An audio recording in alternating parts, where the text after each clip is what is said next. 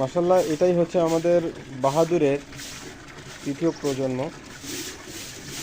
এটা মাশাআল্লাহ তার গ্রোথ, সে কিন্তু বর্তমানে শুধু 3 মাসের।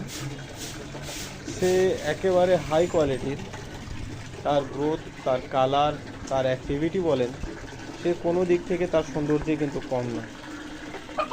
একটা মেয়ে হিসেবে তার মধ্যে যে সমস্ত গুণাগুণগুলো থাকা দরকার, প্রত্যেকটি গুণাবলী কিন্তু তার মধ্যে রয়েছে।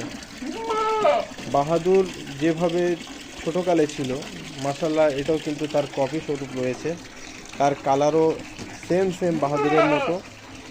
আর আমরা যেটা বলেছিলাম, শুধু বাচ্চা ব্রিডারের দিয়েই যে হবে এমনটা নয়। একটা ভালো ব্রিডার থেকে ভালো বাচ্চা পেতে হলে ফিমেলের ভূমিকাটাও কিন্তু খুবই জরুরি।